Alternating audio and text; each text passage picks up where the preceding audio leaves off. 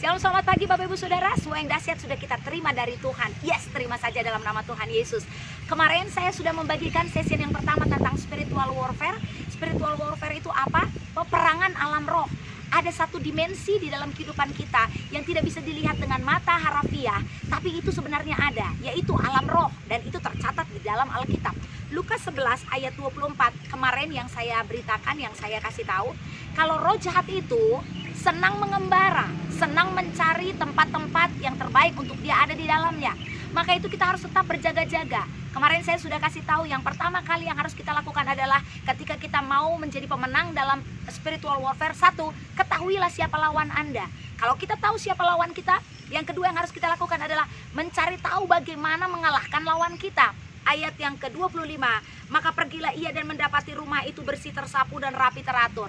Kalau dia mendapati diri kita dalam keadaan berjaga-jaga, dalam keadaan konsisten dengan Tuhan dan menjaga intimasi dengan Tuhan, selalu mengundang Roh Kudus setiap pagi. Itulah gunanya saat teduh Bapak Ibu Saudara. Undang Roh Kudus setiap pagi, buka tanganmu dan berkata, Roh Kudus mari ada dalam hidupku, Roh Kudus mari tuntun aku. Roh Kudus yang akan guide Anda dan saya, jagai Anda dan saya, mengawal Anda dan saya, sehingga roh jahat itu tidak punya kesempatan untuk masuk ke dalam hati Anda lagi. Yang kedua tadi saya katakan, kita harus kenali bagaimana strategi untuk mengalahkan dia. Strategi yang paling jitu untuk mengalahkan roh jahat adalah menyapu bersih setiap hari hati kita. Gak bisa sekali sapu Bapak Ibu Saudara. Setiap pagi kita harus memperbaharui keintiman kita dengan Tuhan. Makanya selalu baru setiap hari kasih setiamu Tuhan. Setiap pagi when you wake up from your sleep, harus angkat tangan dan berkata, Roh Kudus mari saya undang masuk ke dalam hatiku. Waktu Roh Kudus masuk, hati kita bersih, disapu, dibersihkan, ditreatment, diselesaikan, maka roh jahat itu tidak akan datang lagi. Yang terakhir, ketika kita sudah tahu siapa lawan kita, yang kedua kita tahu bagaimana punya strategi untuk mengalahkan lawan kita. Ini yang paling penting. Ayat 26 berkata, ia keluar dan mengajak 7 roh lain yang lebih jahat daripadanya, dan mereka masuk dan berdiam di situ.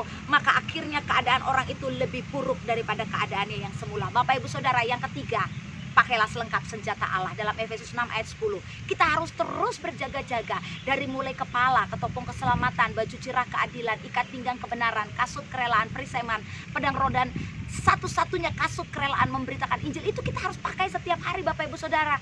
Bagaimana kita mau pakai? Efesus 6 ayat 10, belajar untuk dihafal dan diperkatakan setiap hari. Firman itu adalah perkataan. Perkataan iman itu yang akan terjadi dalam kehidupan Anda. Yang pertama, kemarin saya sudah kasih tahu, kenali siapa lawan Anda. Waktu Anda sudah mengenali siapa lawan kita, maka kita harus punya strategi. Strategi yang paling jitu adalah dengan setiap pagi mengundang Roh Kudus. Ruangan kosong di dalam hatiku hanya dipenuhi dengan roh Allah, sehingga roh jahat gak berani masuk ke dalamnya. Yang ketiga, pakai perlengkapan senjata Allah, sehingga siapapun roh-roh jahat yang mencoba untuk masuk ke dalam engkau gak akan berani lagi. Tuhan Yesus senantiasa menyertai kita. Jadilah pemenang karena Tuhan berperang di depan kita. Shalom, Tuhan memberkati.